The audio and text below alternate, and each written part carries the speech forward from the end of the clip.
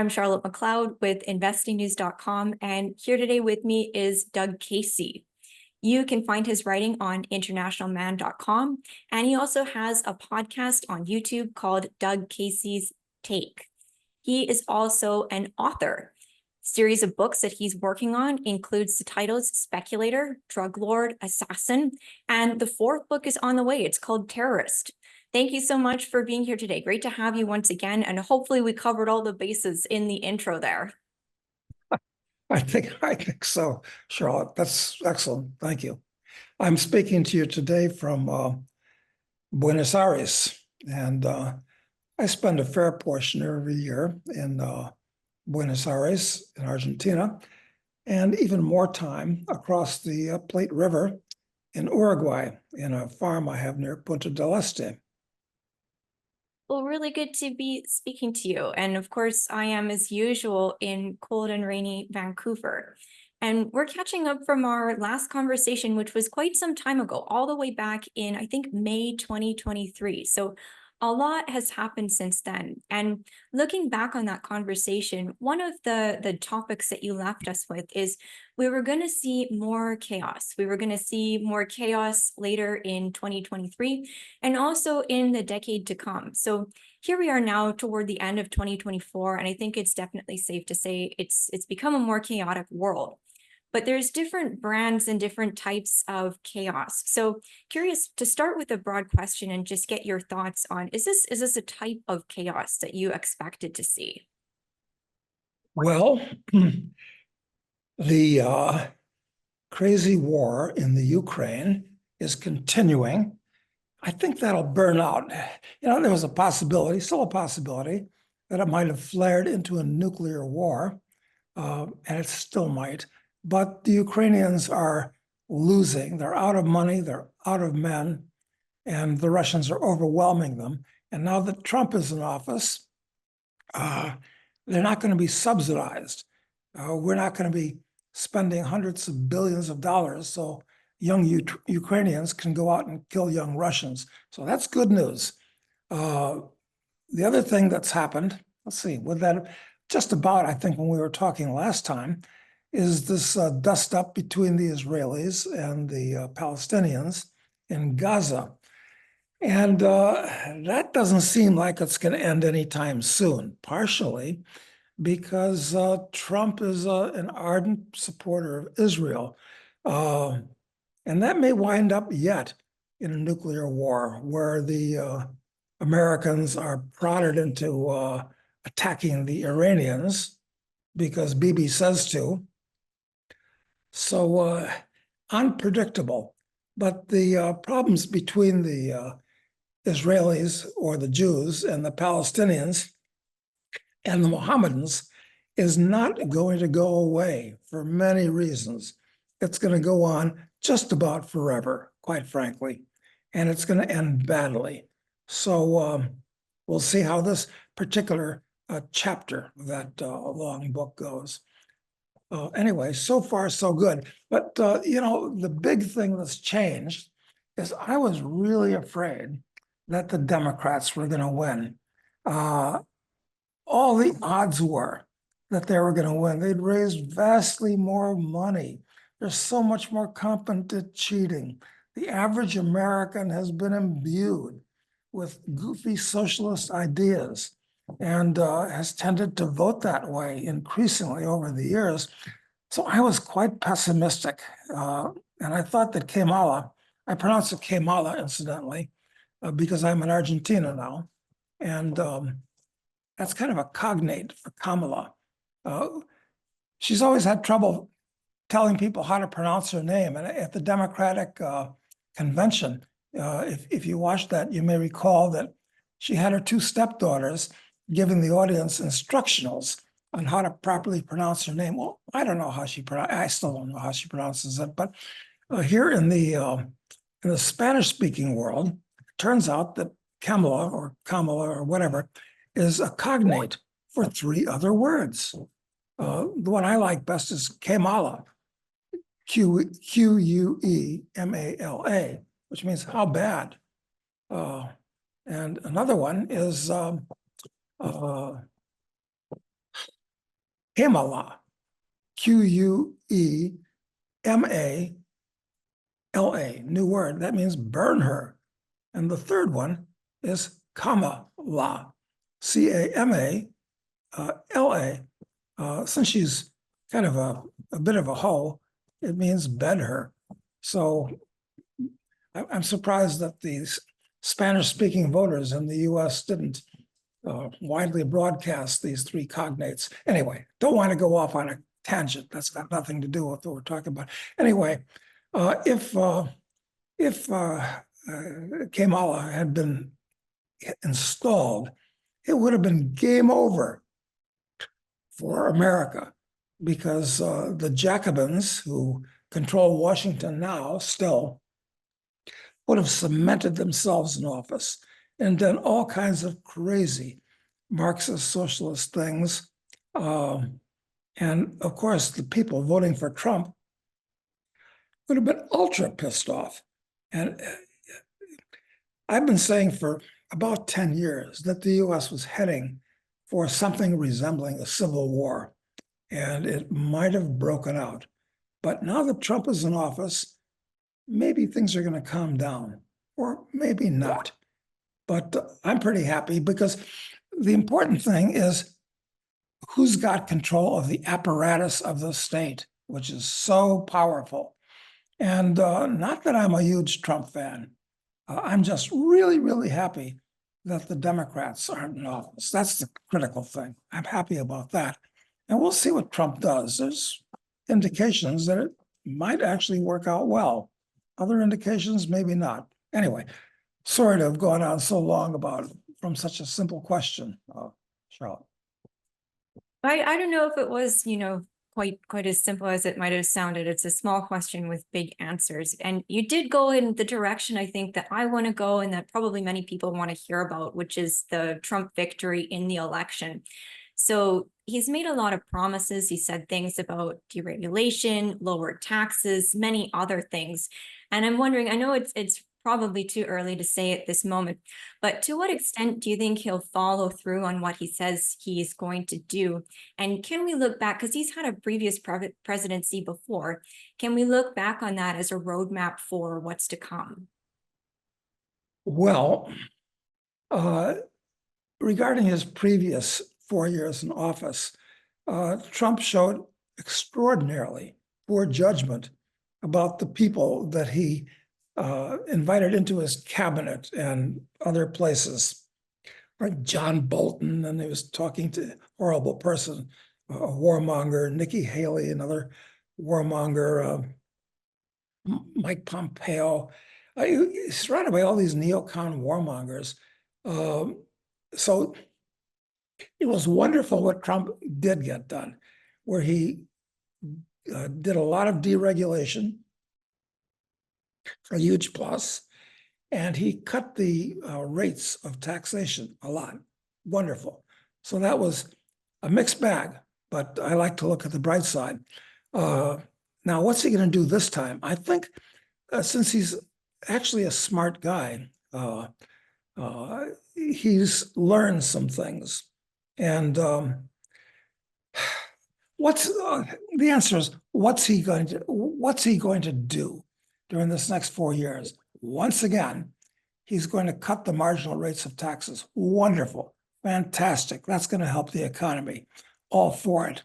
And he's going to redouble his efforts to fire government employees, most of them who shouldn't even have their jobs. That's wonderful too. Okay, and he's got Elon Musk and Vivek Ramaswamy that are tasked to doing that. So it looks like morning in America for these reasons. That's the bright side. But there's a downside too. And the problem is that Trump has always been what he calls a low interest rate guy, which is disastrous for lots of reasons. First of all, the government shouldn't adjust interest rates at all. That should be a purely market function. Anyway, leave that aside. But he's also described himself as the king of debt. And debt is very, very dangerous. What I'm afraid of is that the US government is running a $2 trillion deficit now. Where's the US government get that money to finance this gigantic deficit? 10 times what it was not so long ago. Well, the answer is, and it needs to do that just to finance its 35 going on $36 trillion of disclosed debt, not talking about off-budget debt or contingent debt. That's another $150 trillion. Basically, that $2 trillion deficit is paper that's being sold to the US central bank, the Federal Reserve. And when they sell that debt to the Fed deposits, let's say $2 trillion in the US government's accounts at commercial banks, Citibank or Chase or something like that. And then that goes into the economy. So that's the actual engine of inflation, compounded by the fractional reserve system that is going to bankrupt all the US banks. Okay, so answer to the question, inflation is going to get out of control in the US. Actions have consequences. You print up lots of money and it goes into the country and inflation will go higher. Some people like it because the people in New York and Washington will get that $2 trillion first at its old value, and they'll get more of it because they're politically connected and they can take advantage of it. So it's a real good news, bad news thing with Trump. There's more to it than that. I've kind of hit the high points. Well, I think we got two sides of the coin there. I like that you look at the good and also the bad. Following on from that, so I think a lot of people look at this coming Trump presidency, and our audience seems to have questions regarding, okay, what are special considerations for investing during this time? What do I do with my money? How do I adjust my portfolio?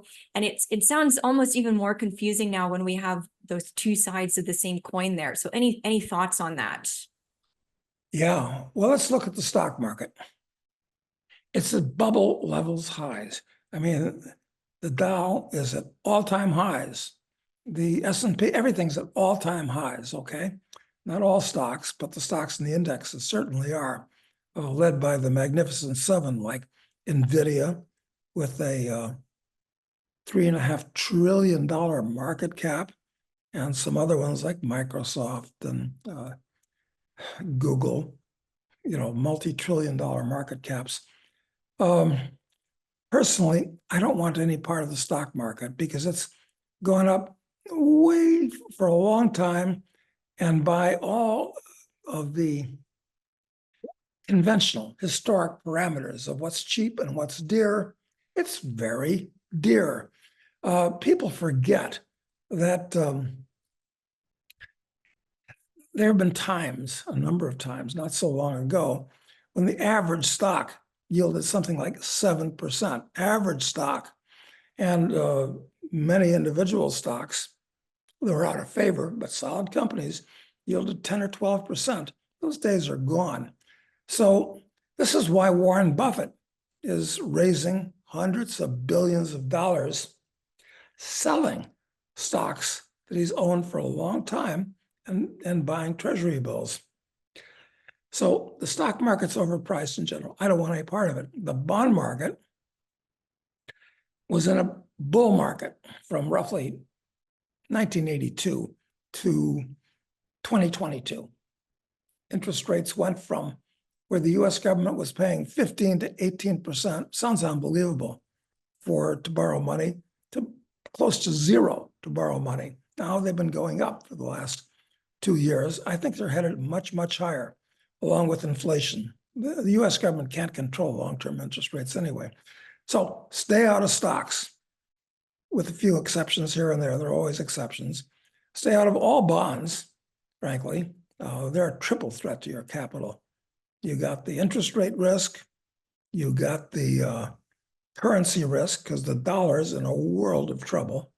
It's going to go down, down, down, reach its intrinsic value. And the default risk. Even the US government unbelievably, might default. It should default, actually. I can explain that in detail if you wanted me to. But it's too outrageous for most people.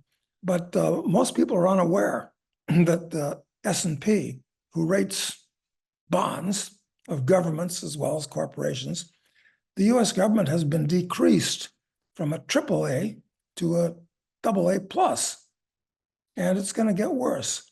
So no stocks, no bonds. And I still like commodities. Commodities relative to everything else are cheap. And gold isn't particularly cheap, but it's going a lot higher.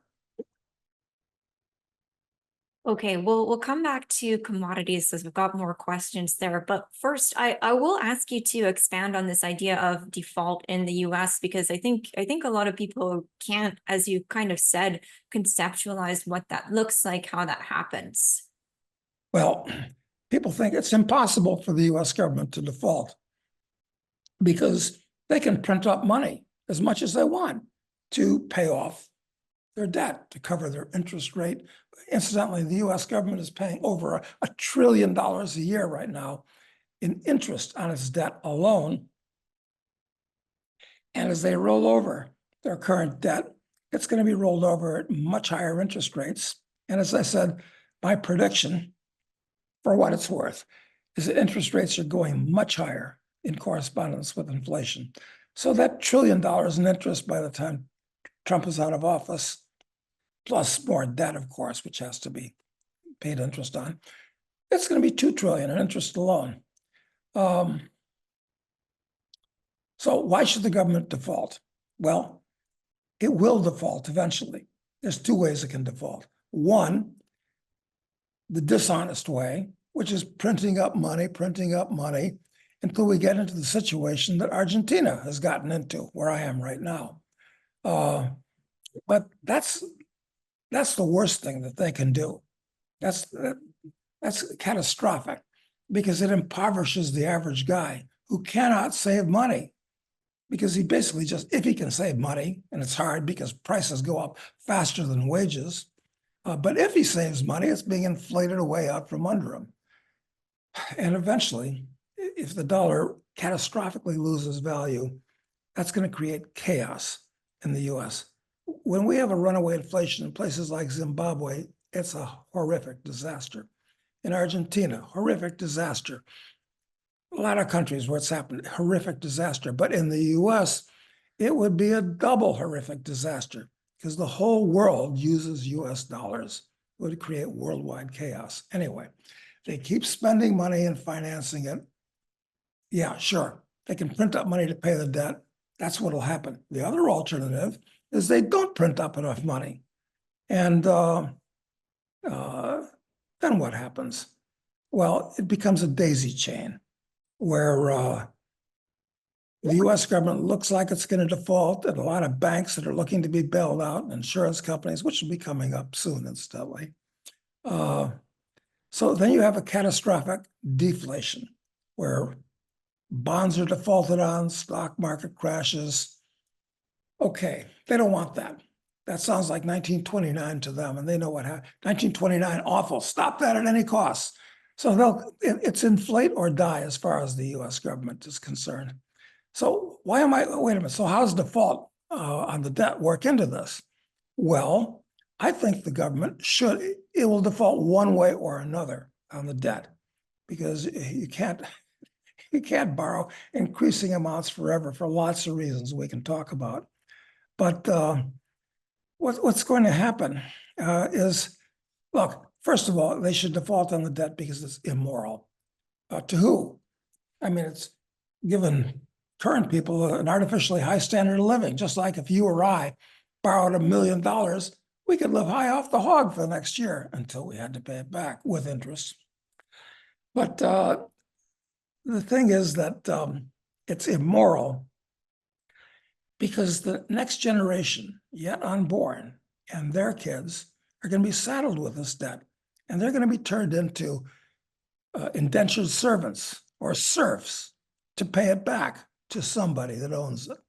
And I don't think that's right, to indenture your kids so you can live high off the hog. should be defaulted on for moral reasons, quite frankly. Second reason relating to that is that some people have lent the US government all this debt, all this money, and they have in effect been making possible all the stupid and wasteful and ridiculous things that the government has done, all the graft and corruption, wars and stupidity by lending it money. They should be punished.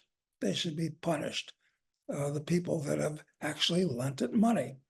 Okay, so that's a second point that I'd make. The third point is that you can look at the debt of the US government as a building 100 stories high, and it's wobbling, and it's about to fall with this huge debt burden. So what do you do when you have a giant skyscraper that's about to collapse? Two things you can do. You can wait and let it collapse randomly, unpredictably, and that's the worst scenario with everybody. You don't know when, you don't know how. The other thing is you have a controlled demolition. And that's what I'm suggesting with the US government debt. I know it's outrageous to say that because the whole world, the whole financial world runs on government debt. But I'm sorry, do it now. They should have done it years ago. And also it would make it impossible or harder for the government to borrow more. If they'd done this 30 years ago, when I first mentioned it, actually, believe it or not, nobody would have been willing to lend the government money because they could see that it was a dangerous risk, like the Argentine government or the Zimbabwe government or many others, but they didn't. So now you got a big problem. But the good news about defaulting on the debt is that all the real wealth in the world, the fields and the factories and the houses and the buildings, the technologies, the mines, all that, it's still going to exist. The companies are still going to exist. They're just going to change ownership. And that's a good thing at this point, because the average guy in the US and Canada is pretty well screwed at this point. So yeah. So it's going to happen. A controlled demolition is a good idea. I know people say, oh, that's ridiculous. I don't want to. Well, that's my suggestion. Take it or leave it. It won't happen, of course, because these people in government want to keep the ball rolling, kick the can down the road, so it's somebody else's problem further on down. That's what I suggest.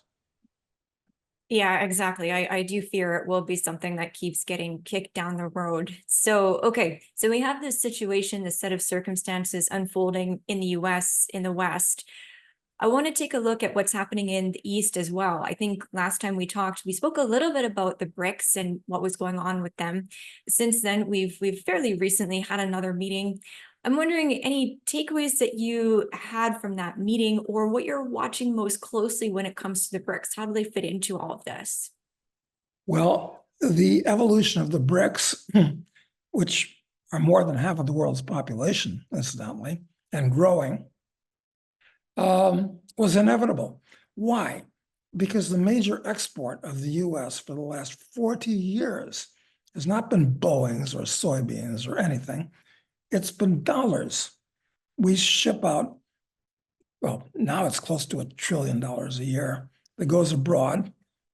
And those nice foreigners give us Mercedes and Sonys and other good things in exchange for those dollars. So as a result of that, we have, nobody knows exactly what the number is, but it's 20, 30, 40 trillion dollars of American money that's in the hand of foreigners. But they don't have to hold it. Americans have to use dollars. That's the law. Foreigners don't. And when they lose confidence in the dollar, and confidence can blow away like a pile of feathers in a hurricane, they'll dump the dollars. To whom? Well, that's a good question, because everybody's going to lose confidence at the same time. Well, what'll happen? Well, they'll all come back to the US to buy American land and businesses and everything. So Americans will be truly impoverished. We've been living way above our means for 40 years by shipping out these dollars, which are kind of an indirect form of debt, if you would. And when people don't want it, they'll come back and buy stuff in the US. and it won't be owned by Americans anymore. Well, maybe we can just give all those nice foreigners US passports, which is happening anyway, as millions of people flow across the borders, Mexican border, feed people every year. So it's a chaotic situation that's on the way from that point of view. Anyway, the BRICS, they want to put together their own currency. Well, good idea, and their own SWIFT system. Good idea, because you don't want to use the dollar, which has been weaponized, as the Russians found, by the US government, and the SWIFT system, which they use to punish people they don't like. So they're going to have their own. And they're talking about their own currency. And they say partially gold back. Well, that's a stupid idea. It's either you either have a real money, which is gold, or Bitcoin. I'm very favorably inclined towards Bitcoin for a lot of reasons too. So they won't have, they can put together a phony baloney currency like the euro, but it'll fall apart eventually because they can't trust each other. I mean, the Russians and the Indians and the Chinese, they can't trust each other. They can't have a common currency, for God's sake. It's even less possible than, that Esperanto currency they have in Europe, the euro. They should just use gold, period. That's how you trade. And my answer is they're going to go to gold. And that's why gold is going a lot higher, because it's the only financial asset that's not simultaneously somebody else's liability, with the exception of Bitcoin. So, yeah, their new phony baloney currency might work for a while, but it won't work. And the US has brought this on itself. Okay, interesting. So the BRICS right now, okay, they're doing their partial gold-backed currency idea, but you see them eventually going all the way to gold and just saying, okay, that's what we're going to do. They really have to if they want to trade with each other. Because, I mean, look, I think the Vietnamese are part of it too. Who wants a Vietnamese dong? Who wants to hold on to that? It's being inflated out of existence. You want to be paid with that. And what are the Vietnamese going to pay with? What are the Brazilians going to pay with? Nobody wants to hold on to a South American country's currency. That's goofy. So what are you going to pay with? Dollars? No, don't want to use dollars. They're going to wind up using gold. Okay. And you mentioned, all right, because of this, gold is going a lot higher. And I was going to ask you, we've seen this price pullback since the election. I'm not really going to probably bother to ask about that because we can see the long-term view here. But one thing I wanted to bring up is I think people look at the price of gold right now still historically high, even though we have seen that post-election pullback.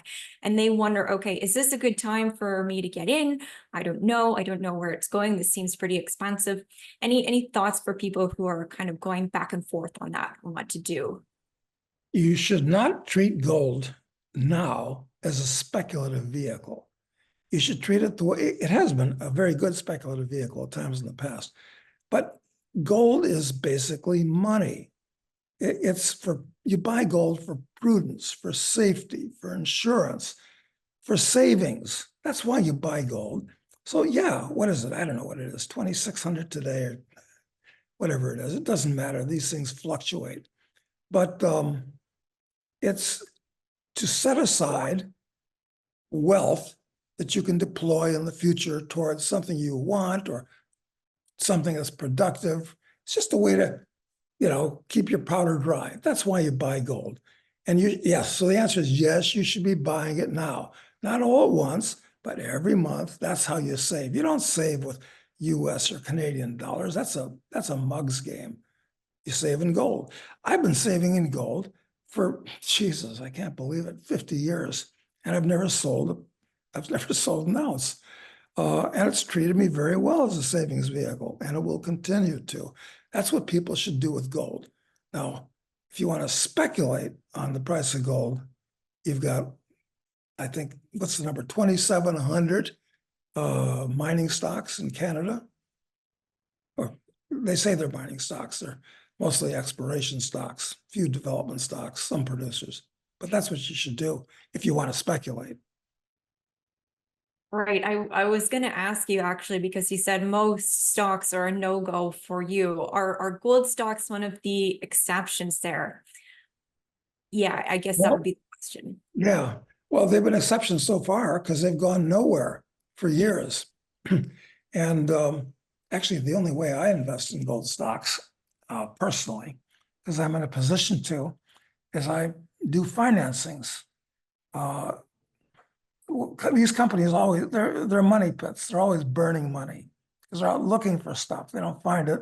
Oh, we need more money to keep the lights on, keep the geologists paid. So that's what I do. And I can buy the stock in large blocks, which doesn't suit most people, obviously. But when I do, I can get a discount to the market, and I can get a warrant to allow me to get more, buy more stock in case they get lucky in the future for anywhere from 2 years to 5 years.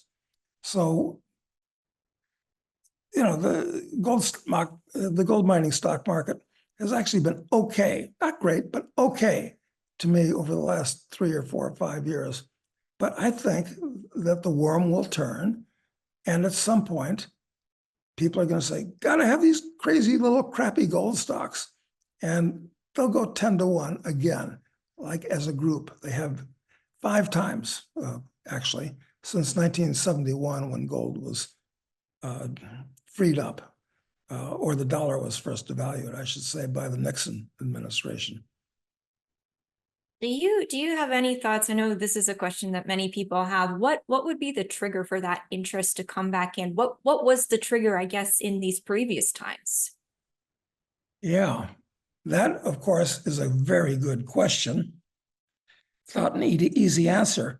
I thought that the gold stocks would have been off and running long before.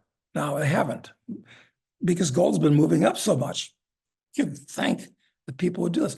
The reason that, well, let me put it this way. The reason they haven't moved, it turns out, is because of the rise of this insane ESG DEI movement. Gold mining, or mining in general, actually, is considered a very non-PC business. You're raping Mother Earth. You're making the bugs and the bunnies unhappy when you have big yellow machines, digging holes in the ground and stuff like that. So the big money has stayed far away from it because it's a man's business basically too. And you're not supposed to be a man anymore. It's supposed to, I don't know, we're supposed to get all kinds of black women as geologists all of a sudden out there doing this. So that's one reason why gold stocks have not run. Another reason is that tech stocks have run. And any young person saying, hey, I'd much rather take a shot at $1 billion playing on my computer, like, Bill Gates or Elon Musk or, a bunch of other guys that have made lots of money doing that, then go out and play around in the dirt with big yellow machines. So that's another reason why people are just not interested in it. It's got a bad reputation, for the reasons that I just mentioned. That's going to change, because if you want the world to continue the way it is, you need metals. I mean, you need lots and lots of copper for the so-called electrification of the world. You want your EV to be chargeable? Well, you're going to need copper and cobalt and tantalum and lithium, and just a whole bunch of these things, in addition to gold and in addition to silver, which are incidentally both high-tech metals. Gold is the most non-degradable, the most inert of all the naturally occurring elements, which is a big plus. And silver is the most reflective and the most conductive of all the metals. So they're not going away for purely technological reasons, although it's not really important in gold's case. It is for silver. Okay, and speaking about bad reputation, I wanted to also bring up oil and gas as well, because last time we had talked, you mentioned you had an interest in, I believe, medium-sized oil and gas companies. So are you still interested in that type of direction? maybe a little bit on your outlook for oil and gas. Absolutely. The world runs on hydrocarbons, okay? It's nice occasionally in certain applications where it makes sense to use wind or to use solar collectors. So wind and solar are fine, but they're completely uneconomic most of the time. You only use them in isolated special situation areas where they can make sense. But for mass power generation, they're actually insane to try to use them for lots of reasons, because they're both intermittent power. And you can't run an industrial civilization on intermittent power. They say, well, we use batteries, but these people don't understand the amount of batteries that it would take to charge with these things when they're not working. It's insane. It's actually criminally insane, the amount of money they're spending. It's all being wasted. Losing money now, lose more money in the future, deindustrialize the West in the future.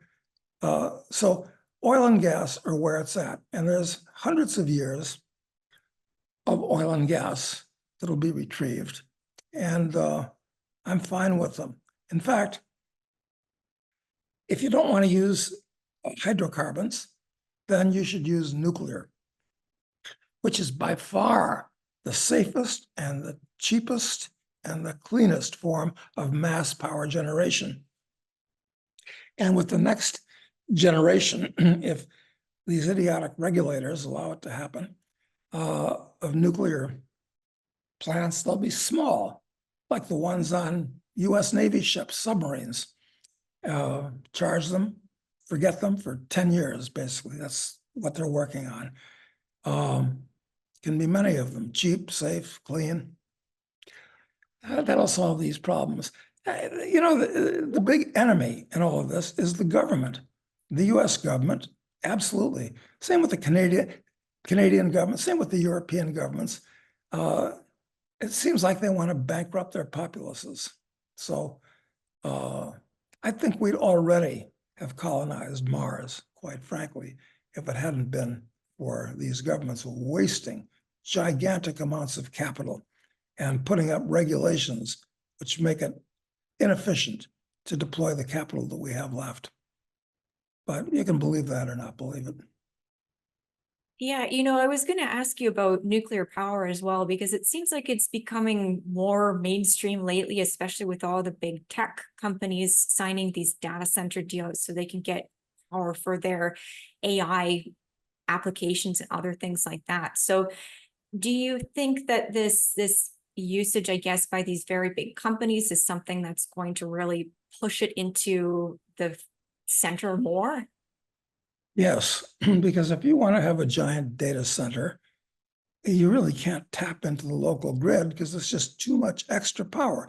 And of course, for a utility to build a new power plant, but if you want a new power plant, basically, they'll try to tell them to put up windmills and solar collectors, which is crazy. So you're going to have to build a new coal plant. Incidentally, I'm very bullish on coal and coal stocks. Nobody wants to touch them for all kinds of reasons. They're very cheap. Some Australian coal companies are yielding well over 15% in current dividends. And I think those dividends are going higher. But coal companies anywhere are very interesting to me. I own a lot of them. Natural gas companies, absolutely. You've got small natural gas companies in Canada that are yielding 5, 6, 7, 8%. Natural gas is what, 275 or something like that per MCF. It's really pretty much historic lows, absolutely, relative to oil. And they're going way up. So, and as will their dividends. So that's great. And oil companies too. So yeah, I'm really bullish, not just on mining companies, but also on oil and gas companies. Totally. Yeah, totally. And uranium companies. Uranium's about $80. And yeah, it's gonna go a lot higher. So I feel pretty good, having weathered the bear market in these things. and next we'll have a bull market. And I hope to make a huge amount of money. And I don't know what I'll do with it because I don't want anything else. I've got everything I want, you know. I don't want another house. I don't want another car. I don't want to, have the vacation of a lifetime. I've been to 155 countries, so I've actually kind of been there and done that.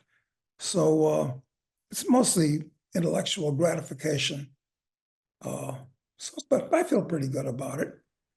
And of course, you got to gird your loins because you don't know what kind of insanity is going to visit itself upon the world in the next few years. Even if Trump does all the right things, which he won't, absolutely not. Well, he's doing a lot of right things.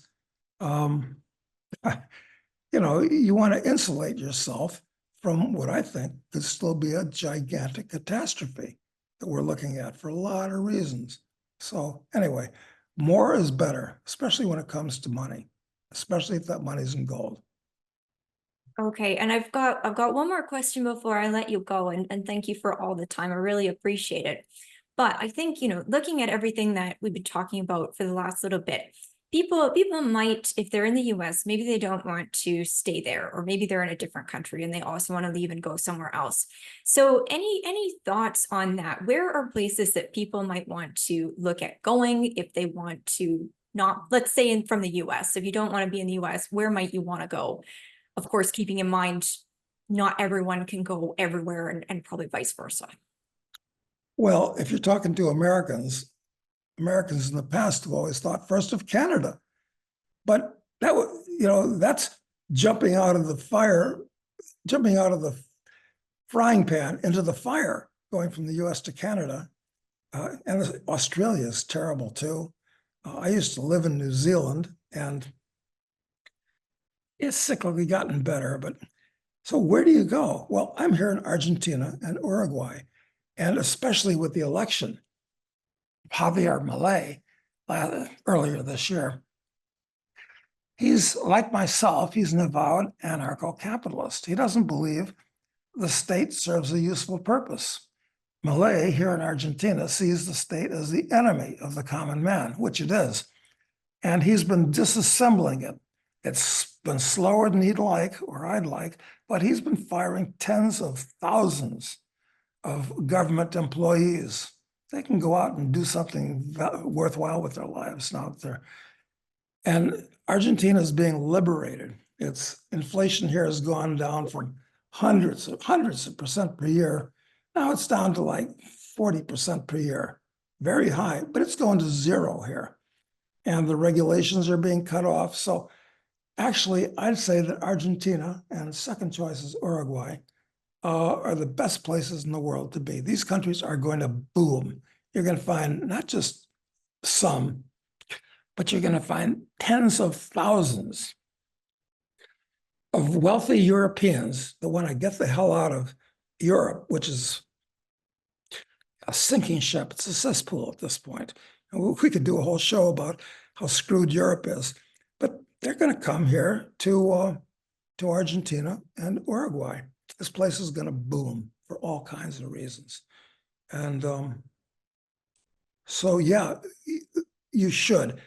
If you're an American or a Canadian, you've got to, your biggest risk, your financial risks are great, but your political risks are greater. So you have to diversify politically. You have to think like a Russian might have in 1917, or a German in 1933, or a Cuban in 1959, or a Chinese in 1947. I can give you a list of 30 or 40 countries where if you didn't have a crib outside your home country, you were bankrupt or dead, basically, or living in a lunatic asylum for the rest of your life. So yeah, you should do that if you're in a position to financially. And if you're not in a position to financially, well, get into a position to do that, diversify internationally. Okay, I think that's really good to go into. So thank you for talking about that. And I think that's a good place to wrap up for today as well, unless you had any final thoughts that you would leave people with. Hmm. We live in wonderful and exciting and interesting times. And maybe it's a Chinese curse, but listen, I love action and entertainment. So I'm happy to see all kinds of really good things happening as in addition to really crazy things in the world today. Okay, we'll wrap it up there. Thank you so much once again for coming on to talk. Really good to catch up with you. Thanks, Charlotte. And I'm sure we'll do this next year and see how right or wrong I've been. I think that we will. It'd be great to catch up then. Once again, I'm Charlotte McLeod with investingnews.com, and this is Doug Casey. Thank you for watching. If you like this video, make sure you hit the like button and subscribe to our channel. We'd also love to hear your thoughts, so leave us a comment below.